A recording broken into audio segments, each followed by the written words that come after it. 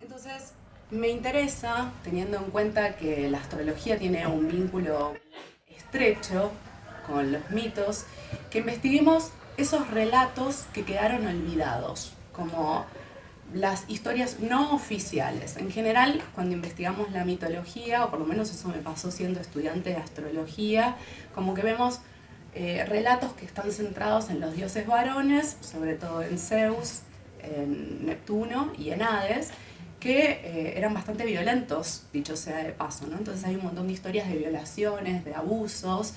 Y yo digo, ¿esto fue siempre así? Como, ¿esta es la única forma que tiene la humanidad de organizarse? Y cuando uno empieza a hacer como una investigación histórica y que, donde también la arqueología sostiene esas investigaciones, empieza a ver que no. Y entonces se empieza a ver que esos mitos que conocemos tienen otras versiones. Entonces hoy les quiero traer esas otras versiones, las que quedaron ocultas. Yo siento que eso es fundamental a la hora de hacer astrología, incluso en el año 2023, porque a veces pensamos que cuando queremos hacer una reinterpretación de los indicadores astrológicos, digo, che, que esto es un capricho mío de que lo quiero reinterpretar. Bueno, a mí como cientista social me sirve mucho hacer este tipo de investigaciones, ¿no? Como que me siento más sólida en mis argumentos. No sé si lo viven así o no, a mí me pasa eso. Entonces, cuando nos metemos en la temática de los mitos, a veces algunas visiones que son como más puristas dicen, no, esta es la versión del mito, esta es la única versión del mito. En realidad los mitos, como forman parte de los relatos colectivos de la humanidad, se van recreando, que es un poco, y con un ejemplo muy concreto, lo que pasa con el castellano, ¿no? El castellano que hablamos en el Río de la Plata es distinto al castellano que se habla en España o que se habla en Centroamérica. Bueno, algo de eso sucede con la astrología, que es un lenguaje, y también con los mitos, que son los relatos de la humanidad de la que formamos parte. Se van recreando en la medida que nos contamos. Entonces, el mito no tiene la función de la verdad, no encarna la verdad, hay muchas verdades. Entonces, insisto, vamos a meternos en esos otros relatos, los que quedaron olvidados. Hay otra característica que tienen los mitos, que es que de algún modo funcionan como el pegamento simbólico de la sociedad, ¿no? Los mitos siempre tienen un vínculo con la forma de producción, ¿no? Con la economía y también con la forma en que cada sociedad se organiza y que después a partir de eso construye instituciones políticas y le da derechos de ciudadanía a determinados sujetos y a otros no, y excluye, ¿no? Y un ejemplo como muy concreto, las mujeres podemos votar recién hace 70 años. A eso me refiero con los derechos de ciudadanía. Hoy el debate en la actualidad es, ¿vamos a darle derechos de ciudadanía a los animales? ¿Vamos a darle derechos de ciudadanía a los ríos, a las montañas, a los bosques? Esto que parece un delirio esotérico, o que está muy atravesado por la visión de las culturas ancestrales de América Latina, es algo que se está discutiendo en organismos internacionales y que formó parte, por ejemplo, del proyecto de reforma de la Constitución chilena del año pasado. Así que es muy avanzada esto, pero forma parte de las discusiones y de los debates de nuestro tiempo. Entonces, cuando observamos los mitos, lo que estamos haciendo es registrar cuáles son los valores que una sociedad sostiene y cuáles son los que rechaza, ¿sí? Entonces, por eso digo que son como el pegamento simbólico, que le dan una coherencia a la sociedad para que funcione de determinada manera. Entonces, insisto, si buscamos otros mitos, se habilitan otras formas. Y lo mismo sucede con la astrología. Podemos empezar a pensar en otras formas de vivir el fuego, de vivir la tierra, el aire o el agua, ¿sí? A veces, en estos tiempos de transición donde vemos mucho lo que tenemos que dejar atrás y queremos como construir formas nuevas de andar por el mundo, decimos, ya fue, como esto lo dejamos atrás, ¿no? Como le ponemos una bomba y empezamos de nuevo. Yo no creo que la psiquis funcione de ese modo, ni la individual ni la colectiva. Por eso cuando hacemos proceso terapéutico rastreamos mucho las narrativas que sostienen nuestra vida, rastreamos cuáles son las creencias que están por detrás de las vivencias que experimentamos cada día. Y algo parecido sucede con los mitos. No sé si podemos crear de un momento a otro relatos nuevos. Por eso me parece tan importante ir hacia atrás, retomar estos relatos olvidados y empezar a crear nuevos en función de eso. Pero me parece interesante porque a veces nos gana una suerte de, no sé, de pensamiento mágico, en el peor sentido del término, de, bueno, solamente voy a crear algo de la nada. Bueno, la humanidad está más bien hecha de transiciones y de hilos que nos conectan al pasado que de rupturas. O sea que en nuestra cosmovisión occidental nos gusta más la idea de la revolución como algo abrupto, pero que también es una visión limitada, porque las revoluciones siempre se van gestando lentamente. Y para que algo se manifieste como una ruptura, al modo uraniano, hubo un proceso saturnino por detrás, ¿no?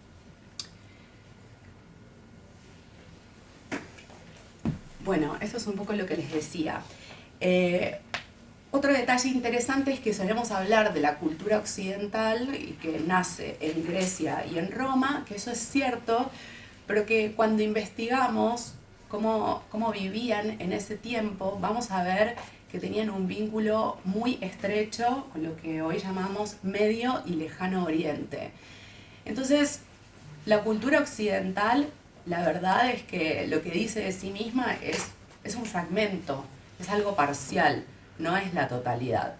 Entonces ahí empezamos a ver que hay algo de los mitos de Medio Oriente o de Lejano Oriente, los de India, ¿no?, que pueden decirnos, que pueden atravesarnos, interpelarnos y que nos habilitan también a simbolizar nuestras experiencias. Entonces, en estos mitos que conocemos, en estos relatos que nacen en la era de Aries, normalmente los dioses varones ocupan lugares de privilegio o están en la cima del poder. De hecho, recordemos que tenemos a Zeus, a Hades y a Neptuno, y que hicieron toda una disputa entre ellos, y bueno, las diosas mujeres empezaron a ocupar como lugares más bien secundarios y o de sufrimiento de sumisión.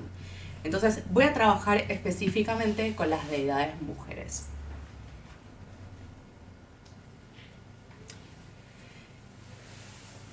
Me gusta pensar que la base de la astrología son los elementos y que en función de eso podemos complejizar la información y como ir a más, pero creo que esa es la base de la astrología. Entonces, la data que les comparto en el día de hoy está organizada en esos términos. También porque los elementos están ahí, están a nuestro alrededor, ¿no? Y hacen que la astrología deje de ser algo simplemente como cósmico, que está lejos, que está a miles de años luz, que está en nuestra vida cotidiana, ¿no? Y creo que esa es una forma también de hacer la astrología algo mucho más tangible y también atravesado por las fuerzas de la naturaleza, que además somos eso, ¿no? En algunas formas de la medicina se trabaja con esta idea, ¿no? Bueno, vos tenés una estructura muy fuego-agua o una estructura muy tierra-aire y en función de eso se conforma nuestro cuerpo físico, los deseos que tenemos, las problemáticas que tenemos, ¿no? Entonces estamos hechos de los elementos de la naturaleza. El elemento fuego, en general, pensamos como la competencia, la individualidad, esas son formas, y también puede traer algo de la guerra, ¿no? Que creo que ya tenemos demasiado de la guerra en nuestro mundo y del avance sobre los otros. Ahora también el fuego, creo, nos habilita como un registro del enojo. Siento que muchos de los cambios sociales e individuales nacen de los enojos, de algo que nos atraviesa como muy profundamente, nos indigna y que en función de eso podemos poner un límite. Entonces me parece interesante reivindicar algo de la fuerza de los enojos. Por supuesto, si nos instalamos en los enojos y nos empezamos a amargar bastante, ¿no? Como entramos en una medio como quejosa también, la queja es una parte del enojo, pero que tampoco es muy activa, solo es como una posición ante el mundo. Entonces, el fuego, creo, nos lleva también a la conexión con el deseo, ¿no? Como tengo ganas de esto y entonces activo en función de esto. Y como les decía antes, el enojo que bien ubicado nos permite poner límites. Y en este sentido,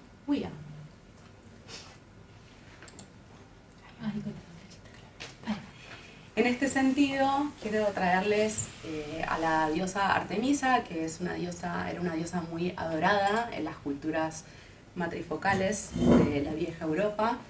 Ella representa en buena medida al elemento fuego.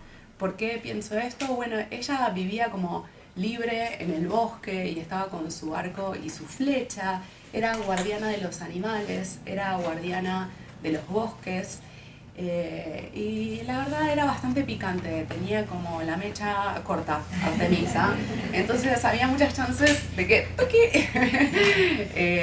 te tire una flecha y te caiga justo en el medio de la frente. No es un personaje tan romántico como nos gustaría, es un personaje bastante polémico también, pero bueno, me interesa como tomar esta función del fuego, de la autonomía, del despliegue del cuerpo físico también, como siento que Artemisa encarna en buena medida los valores de Aries o de Sagitario, ¿no? Como del movimiento, de ir a conocer distintos territorios, de una conexión muy directa con lo salvaje, como les decía antes. Y además también era la que cuidaba a las mujeres que estaban por parir. Entonces era, en un sentido como más simbólico y más amplio, guardiana de los nacimientos, guardiana de lo nuevo. Entonces ahí también me parece que queda en evidencia otro aspecto del fuego, que no es simplemente individualista, no es solamente eso. También tiene la capacidad como para preservar lo que es vulnerable, ¿no? Entonces tiene la función de guardianar, de cuidar. Y eso me parece que es como un nivel interesante cuando pensamos en el elemento fuego. ¿Alguna pregunta? ¿Algún comentario? ¿Algo que quieran decir? No, una cosa que siempre me parece re loca es que no hay nada más ariano o más marciano que un parto.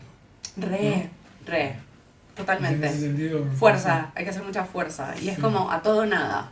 No te puedes quedar en la mitad. Sí, un poquito de sangre que se sale. Un poquito de sangre. Un poquito bastante. Sí. Y también hay cortes, ¿no? Que los cuchillos y los bisturíes son bien arianos y marciales. Sí. Ares se hace el re guapo, pero nunca parió. No. Hay que ser muy valiente para parir. Realmente lo admiro un montón. Sí. Bueno, algo que les quería traer respecto a Artemisa, que ella era la diosa de la casa con Z, ¿no? Pero pensemos no tanto como en la casa, como sucede al día de hoy, de que vienen unos ricos a territorios en Argentina, no sé, en la Patagonia, en Entre Ríos, porque están aburridos, entonces cazan pumas que están encerrados en jaulas y en situaciones como muy horribles. No, piensen en la casa hace 5.000 años, que es mato a un animal, a uno solo, y me alimento de ese animal. Y a partir de ese animal, no sé, hago un abrigo. Pero no es la cosa de la sociedad de consumo de 50.000 animales hacinados en una granja industrial. Es otra cosa. Porque a veces cuando decimos, no, bueno, pero los antiguos, con los animales, y yo qué sé, sí, pero era un vínculo completamente distinto. ¿Sí? Esto me parece interesante respecto de la cacería. Te interrumpo una cosa. Sí, por favor. Si me decís que pare, pero... No, me pele. Que en Avatar 1, viste, hay una escena donde Jack Sully tiene que matar un animal y ahí como que se bautiza como parte del clan, y hay un diálogo muy en este sentido, ¿no? Te agradezco, hermano, no me acuerdo. Sí, va por ahí, sí. Bueno, el personaje femenino de Avatar es una versión, no sé, James Cameron de Artemisa. Sí, real, porque esas pelis que nos impactan tanto son pelis que toman la data de la mitología y la actualizan y le hacen modificaciones, pero por eso nos impactan mucho, justamente porque están tocando relatos que son muy antiguos. Esa es la potencia, ¿no? Bueno, ahora vamos al segundo elemento que aparece en la rueda zodiacal, que es el elemento tierra. Eh, Siempre que pensamos en las personalidades de tierra, sobre todo cuando pensamos en Capricornio, que nos recae siempre, ¿no? Sí. Como esta cosa muy de la hiperproductividad, de la hiperexigencia, de que todo, absolutamente todo está monetizado, una cosa así como muy workaholic, ¿no? Suele aparecer cuando pensamos en el elemento tierra, sobre todo en Capricornio. Es verdad que Tauro lo pensamos más en función del placer, ¿no? Y como cierto disfrute de lo sensorial. Pero a Capri nos toca una versión que es muy amiga de nuestra forma de producir, ¿no? Como a las Capricornias nos va muy bien en un sentido el capitalismo. Sí. Como muy funcionales, gente muy productiva. Tal cual. Bueno, pero ¿qué pasa? ¿Podemos encarnar otras formas del elemento tierra? Yo creo que sí. Y en ese sentido, la que me trajo la información fue Rea. Rea era la esposa, como se decía en ese tiempo, de Saturno, de Cronos. Y cuando indagamos en la etimología de la palabra Rea, vemos que quiere decir flujo menstrual, o que quiere decir facilidad en el parto. Y el nombre romano es ops, que está asociado a la laboriosidad, como a la obra, el trabajo, ¿no? Y es interesante porque Rea, cuando es representada en el arte, está sentada junto a los leones y también aparece en vínculo con el trigo, ¿no? Que fue siempre el alimento de la humanidad. Entonces me parece que ahí empieza a aparecer como otro componente del elemento tierra.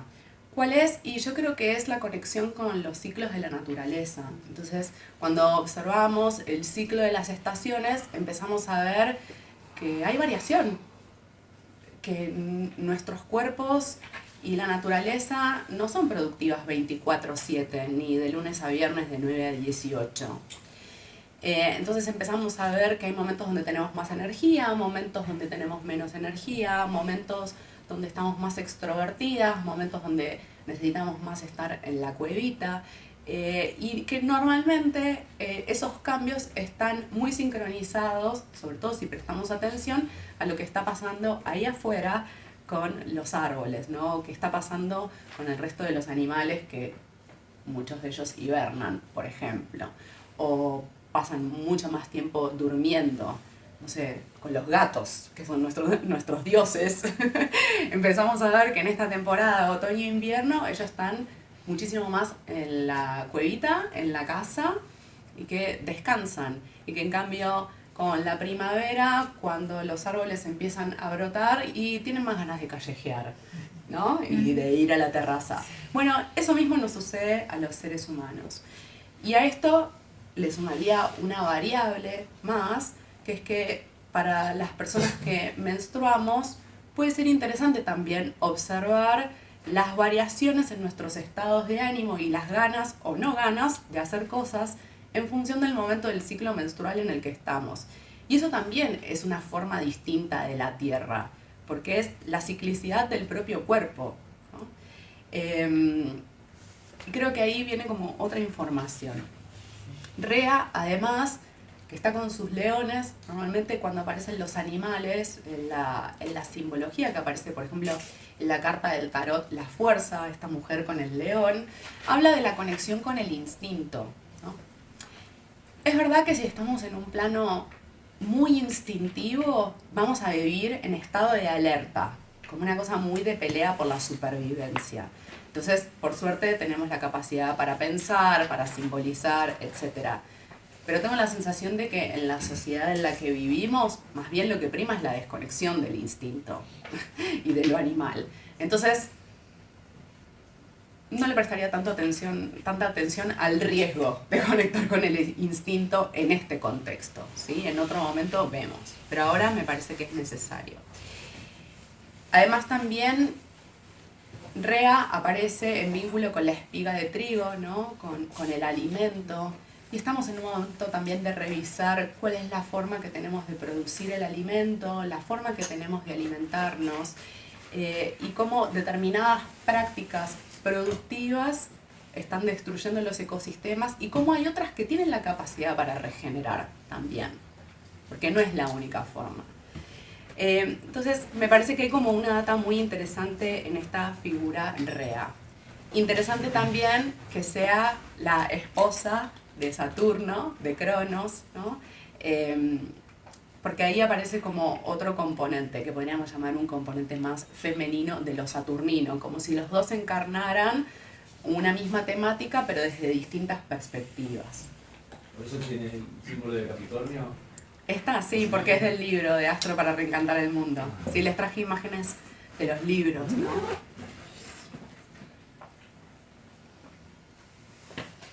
Bueno, ahora vamos con el tercer elemento, que es el aire. El aire está muy asociado a la creatividad, a la vincularidad, al movimiento, y yo creo también que es el elemento que más conectado está con nuestra idea de libertad. Ahora, es interesante porque en nuestra cultura tendemos a pensar la libertad como la libertad del individuo, como sin demasiado registro de qué es lo que pasa en los otros en función de esa libertad. Y en ese sentido, les traigo a Lilith, que es un mito sumerio, es un mito de Medio Oriente, que después hay un asteroide que lleva su nombre, hay un punto en la órbita de la Luna que lleva su nombre, y creo que es un mito como bastante complejo, que tiene muchos niveles de interpretación. A mí me gusta ir a la etimología de las palabras. Lil significa viento o espíritu, así que hay algo de Lilith que nos trae esa libertad ya de por sí, con el nombre. Y Lilith es la primera mujer de Adán y fue expulsada del paraíso porque quería innovar en la sexualidad, en el encuentro con Adán, ¿no? Y Adán le dice, no, yo quiero que cojamos de este modo, siempre. Y ella le dice, no, chao. Y otro de los conflictos que tiene Lilith es que llama a Dios por su nombre. Entonces, por esas dos cositas y tal vez por otras que no sabemos, ella es expulsada del paraíso y de algún modo queda como la encarnación de todo lo terrible para la cultura judeo-cristiana. Ahora, hay una particularidad, y voy a tomar mucho esto de que llama a Dios por su nombre. Ella, como se decía antes, ¿no? Lo tuteó, ¿no? No lo trató de usted como una figura de autoridad, lo puso a su altura. Y para mí tiene que ver con esto de ubicar a la naturaleza, a Dios, a lo divino, en el mismo lugar que lo humano. Porque siempre tendemos a pensar que la naturaleza es un recurso del que podemos extraer, de la que podemos extraer una ganancia o que podemos explotar a nuestro gusto. Entonces, para mí, en ese momento aparece un registro de paridad. Y es una paridad que también trae la diferencia, ¿no? Porque el gato, la vaca, el tigre no se van a expresar del mismo modo que un humano, pero tienen una conciencia. Y tienen una forma de sentir, y cuando uno investiga, porque esas investigaciones están en ciencia, empieza a ver que los animales, por ejemplo, también arman estrategias y que también de algún modo hacen política, por ejemplo, y que también muchos de ellos tienen la capacidad para construir herramientas, algo que pensamos que es pura y exclusivamente de los seres humanos. Entonces, para mí Lilith trae como esta información que está en los márgenes, que forma parte de lo que se llama como las disidencias, teniendo en cuenta que lo que conocemos es lo que está en el centro, ¿no? Y lo que las instituciones suelen replicar. Bueno, Lilith, o lo aéreo, si se quiere, trae toda esta data que es de lo otro, de lo distinto. Yo creo que tenemos una gran dificultad en nuestra cultura en este momento actual para lidiar con las diferencias. Tenemos unos avances del fascismo que me preocupan bastante y tienen que ver con esto, ¿no? Como no podemos debatir, no sabemos cómo intercambiar, como al toque cancelamos, ¿no? Como todo es ahí como una bajada de persiana abrupta. creo que el aire trae como esta capacidad de conexión con lo distinto, con lo diferente. Y finalmente nos encontramos con el elemento agua. Bueno, cuando pensamos en el elemento agua, normalmente aparece esta cosa como de la emoción, ¿no? La emoción, la conexión con el pasado, eso es muy del elemento agua. Y también, creo, tendemos a pensar en el agua como la simbiosis, como la fusión, que sí, por supuesto, es una posibilidad. Y también creo que nos encontramos con las profundidades de la psiquis, ¿no? Y ahí en la psiquis las cosas no tienen el mismo sentido que tienen en nuestro mundo de la vigilia, ¿sí? También suele decirse de las personalidades de agua, un poco como la figura de las sirenas en los mitos, que las sirenas también forman parte de este legado matrifocal, ¿no? Como la mujer hiperseductora, que Ulises se tenía que defender porque iba a enloquecer, pero cuando hablamos de las sirenas, nunca hablamos de que tal vez los marineros están llegando a un territorio que estaba habitado por las sirenas y que entonces las sirenas están defendiendo su espacio, ¿no? Esa podría ser también una posibilidad, pero en general es como a la sirena seductora, ¿no? Bueno, eso es muy del elemento agua también.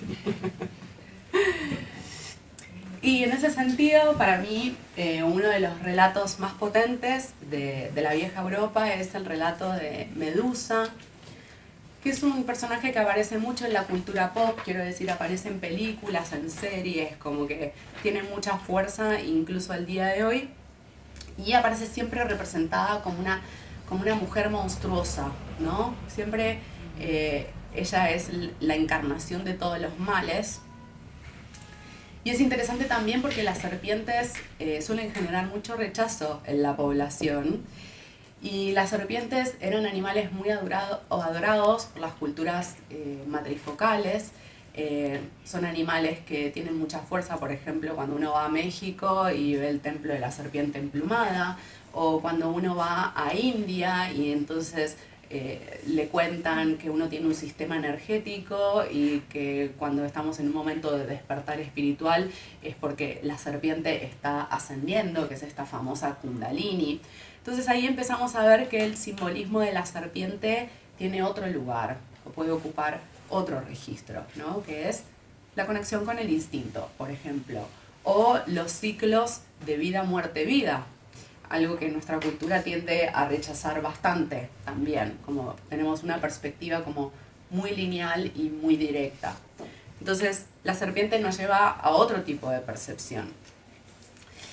Y en general, cuando decimos que Medusa es un personaje monstruoso, no solemos contar por qué es que ella se convierte en este ser que tiene serpientes en su cabeza. Parece que la historia es más o menos así. Ella estaba en el templo de Atenea, era una mujer muy hermosa, muy atractiva, y viene Poseidón, Neptuno, y la viola. Y entonces después Atenea se enoja con ella por haber provocado su violación y la convierte en este ser monstruoso con cabeza de serpientes. Entonces nadie podía mirarla directo a los ojos, a la Medusa, porque quedaba petrificado. Ahora, cuando uno rastrea también el mito de Palas Atenea y ve de dónde viene ese mito, eran tres hermanas, una era Palas, otra era Atenea y la otra era Medusa. Eran tres hermanas. Entonces, este mito de la Medusa yo creo que es uno de los más significativos en este pasaje de las sociedades matrifocales a las sociedades patriarcales, de la era de Tauro a la era de Aries. Cuando cambia un relato y cuando empiezan a quedar partes de ese relato olvidadas, podemos estar seguras de que hay un cambio en la sociedad. Porque eso que está pasando en el mito está pasando en la sociedad, en el plano mundano. Por eso también, en este tiempo, año 2023, muchas veces nos enojamos o nos indignamos con las películas o las canciones que escuchamos, ¿no? Porque estamos diciendo, che, esto reproduce determinadas prácticas y no está colaborando demasiado con la evolución de la sociedad. Y uno podría pensar que, bueno, como el arte es el arte y está aislado de todo lo demás. No, el arte es expresión de lo que está pasando en el mundo, ¿sí? Entonces, Medusa también era una de las gorgonas que eran figuras, hay como distintas versiones del mito, como les decía antes. Era una de las gorgonas y estas eran como deidades que tenían como una figura mitad serpiente y mitad humana, que eran protectoras de las casas y de los templos, ¿no? Entonces también me parece que hay una función de cuidado asociado al elemento agua, que no sé si lo tenemos tan presente. Yo creo que sobre todo lo tenemos presente cuando hablamos de la energía canceriana, pero no sé si pensamos tanto en eso con Escorpio. Me parece que como solemos hacer más hincapié en otros aspectos, ¿no? Bueno, normalmente las personas que tienen energía de Escorpio suelen ser muy cuidadoras, no solo de su territorio, sino de los seres que aman, ¿no? Como esa cosa de a todo o nada que se dice de Escorpio. Bueno, es como, cuido esto o estos seres con toda mi vida, ¿no? Bueno, eso es algo de la Medusa también. Y por último, me parece interesante que después la cabeza de la Medusa va a parar al escudo de Perseo, si mal no recuerdo, y que ese escudo tenía como la capacidad para repeler todos los males, ¿no? Al modo de escudo tenía la función protectora. Entonces, a mí me parece que hay algo interesante también con esas experiencias traumáticas, digamos, porque de algún modo la historia de Medusa está atravesada por un trauma, y como muchas veces como no podemos entrar de manera directa al trauma porque justamente nos genera mucho dolor, igual que en ese momento que tuvimos esa experiencia. Y entonces es como si tuviéramos que mirar como de costado al trauma, ¿no? Del mismo modo que cuando después decían no puedes mirar a la Medusa de frente porque vas a quedar petrificado, como si una tuviera que esa experiencia muy dolorosa abordarla pero como de refilón, ¿no? Como de costadito. Eso me parece interesante también de pensarlo, ¿no? Sobre todo para las personas que tenemos mucha agua, donde las experiencias del pasado se están como constelando y resignificando todo el tiempo. Entonces, bueno, como si todo el tiempo estoy resignificando eso que me dolió hace 10 años, 5, 15 o los que sean, bueno, como ir abordándolo de manera paulatina, como de costado, ¿sí? Me parece que esa es como una perlita del mito de Medusa que, no sé, estuve flasheando de esa. ¿Qué sé yo? Estuvo bueno. Bien, bien, bien. Bueno, acá un poco como una suerte de conclusión y algo de lo que les venía compartiendo, que estamos en un momento de transición, estamos otra vez en un cambio de era, entonces necesitamos como tomar estos relatos que nos vienen acompañando hasta este momento, resignificarlos, reinterpretarlos y ver cómo podemos generar formas nuevas, pero desde una transición de ese pasado, ¿no? Y también me parece interesante que como que intentemos ampliar la mirada, porque hay otras formas de vivir en el mundo, no es esta que tenemos la única que existe. En otros momentos hubo otras formas de organización y de producción, incluso en este momento actual hay otras formas de organizarse y de producir. Solamente tenemos como que investigar un poco más, porque creo que esa es como una de las trampas del mundo en el que vivimos. Es como una suerte de hechizo donde creemos que esta es la única forma posible. Entonces, ¿cómo podemos salir? ¿Cómo podemos generar otras formas? Y bueno, yo creo que la imaginación ayuda muchísimo. Imaginación y mito van muy bien de la mano. Los mitos nos ayudan a abrir ese campo. Por supuesto, el esoterismo, la astrología ayuda a abrir otras posibilidades, pero creo que necesitamos como hacer ese ejercicio y empezar a probar de algún modo otros formatos.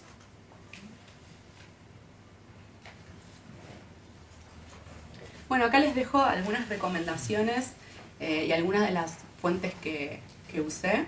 Les súper recomiendo la investigación de Marija Gimbutas. Yo estoy segura que debe haber videos en YouTube, porque este libro, Dioses y Diosas de la Antigua Europa, de la Vieja Europa, es un libro como bastante grande, de esos libros que tienen muchas ilustraciones y que debe salir bastante saladito. Pero sí, tal vez con videos de YouTube les resulta como más accesible su investigación. Por supuesto, Marija Gimbutas es una acuariana que generó mucho revuelo dentro de la academia y que la rechazaron, no me sorprende, porque ella justamente lo que está diciendo es, bueno, hubo sociedades que se organizaron de este modo y con evidencia arqueológica sostiene eso que está diciendo. Y el otro libro que les súper recomiendo es el de El cáliz y la espada de Riane Eisler, que fue como un mega bestseller en la década del 80. Y ella habla justamente de esto de las sociedades como basadas en el principio de cooperación y en la paz, y las sociedades basadas en la guerra y en la competencia. También es una investigación súper interesante. Y en el libro Relaciones Humanas de Liz Green, yo creo que al final ella tiene un capítulo donde habla sobre las eras astrológicas, que me parece súper interesante ese tema. Así que si lo tienen lo pueden retomar, y si no, conseguírselo. Me gusta mucho Jean Ginoda Bolen, la amo mucho a esa señora, quiero que sea mi mamá. Creo que tiene como una data súper interesante, es una psicoanalista junguiana que trabaja con arquetipos de Grecia y de Roma, pero después en este otro libro, Las diosas de la mujer madura, trabaja con Lilith, trabaja con Kali, trabaja con Bastet, que era una diosa, no, Sekhmet, perdón, una diosa egipcia como esta leona, que era guardiana y que le tenían un poco de miedo porque podía enojarse bastante. Así que, bueno, ya estamos. Gracias.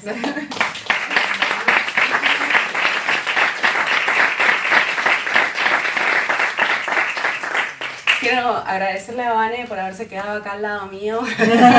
tipo, mamá, agárrame la manito. Gracias. Acá la luna en Capricornio está por favor, perfecta. firme junto al pueblo.